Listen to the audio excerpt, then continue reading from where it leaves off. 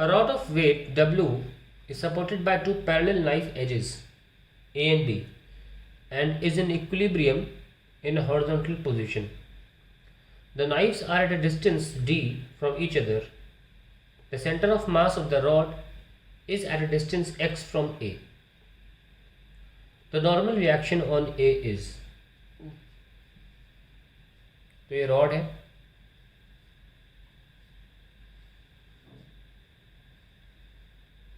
तो इसका वेट जो है W है. Centre of mass of rod, जहाँ भी सेंटर ऑफ मास होता है वेट वहीं एक्ट करता है. W इन यूनिफॉर्म ग्रेविटी, ध्यान रखें इस बात का. ग्रेविटी यूनिफॉर्म मतलब over the object gravity should work, acceleration due to gravity should remain uniform. Anyways, so this is Na and this is Nb. और बोला गया है कि center of mass of rod is at a distance x from A. So this is x. This will be d minus x. ये situation है और हमें ये Na निकालना है. इस तरीके के क्वेश्चंस में दो इक्वेशंस बनती हैं. एक तो फोर्स बैलेंस करना होता है Na plus Nb equals to W. ऊपर के फोर्स इक्वल टू नीचे के force, that is equal to the first equation. और दूसरी इक्वेशन होती है हमारी टॉर्क इक्वेशन, वो बैलेंस करना होता है. जैसे कि हम लाइन ऑफ एक्शन देखें, अगर इस Na का ऐसा और इसकी अगर ये रॉड मूव भी करेगी, ये rod L length D length की है, तो obviously about it centre of mass move करेगी. तो हमेशा लाइन ऑफ एक्शन जो होती है, line of action of force, loaf बोल सकते हैं, LOF थोड़ी देर के लिए. इस लोफ से इस पॉइंट की दूरी, परपेंडिकुलर दूरी देखी जाती है टॉर्क निकालने में. मैं कई बार ऐसे क्वेश्चंस कर चुका हूँ. और डायरेक्शन के लिए थोड़ा सा आगे ले जाइए, ये एरो आगे जाना बहुत ज़रूरी है, तभी आप डायरेक्शन निकाल पाओगे. ये भी एरो क्रॉस करना ज़रूरी है इसका. और फिर आप R क्रॉस F कर सकते हैं. कैसे है? क्लॉकवाइज, यानी कि inside the plane of paper. ये हमारा टॉर्क जो हो गया वो इनसाइड हो गया. सो x इंटू Na इनसाइड हो गया. चाहो तो इनसाइड को माइनस ले लो, कोई फ़र्क नहीं पड़ता, चाहे प्लस ले लो. अब बारी Nb की. इसका भी लाइन ऑफ एक्शन कैसा है? ऐसा. इसे भी ऊपर जाने दो एरो को, और ये आपकी ऐसे हो गया.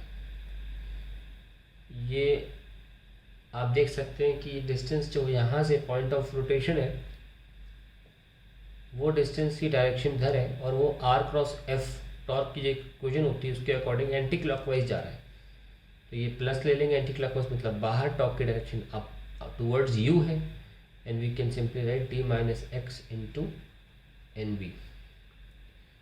नेट टॉर्क ज़ीरो होना चाहिए क्योंकि ये बैलेंस्ड है. ठीक है, लिखा हुआ है ना, is an equilibrium position, horizontal position. तो नेट टॉर्क होना ही नहीं चाहिए. और आप सोच रहे होंगे कि इस फोर्स का क्यों टॉर्क नहीं निकाला, क्योंकि इस फोर्स की इसी पॉइंट से दूरी ज़ीरो है. लाइन ऑफ एक्शन जो है वो पॉइंट ऑफ रोटेशन पे ही है, तो W की वजह से कोई टॉर्क नहीं हो सकता. Anyways, we have two equations. बहुत ही सिंपली हम इक्वेशन लिख भी सकते हैं दूसरी वाली, पर आप ये सीखिए कि कैसे लिखी जाती है.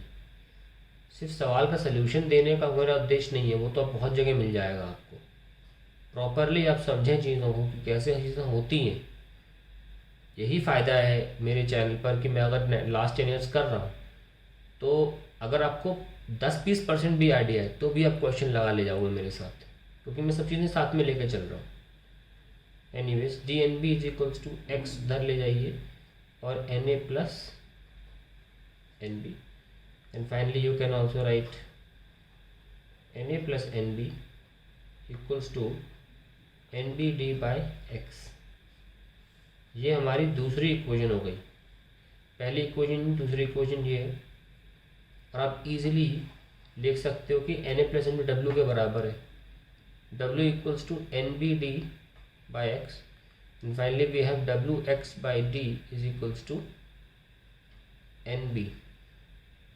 सो we got the Nb, we just need Na. इसी इक्वेशन का इस्तेमाल करिए Na निकालने के लिए. Na is W minus Nb, that is W minus Wx by D. and you can easily take common w, and 1 minus x by d will be d minus x by d, and that is the answer we require. So w times d minus x by d is the only option D as the correct answer.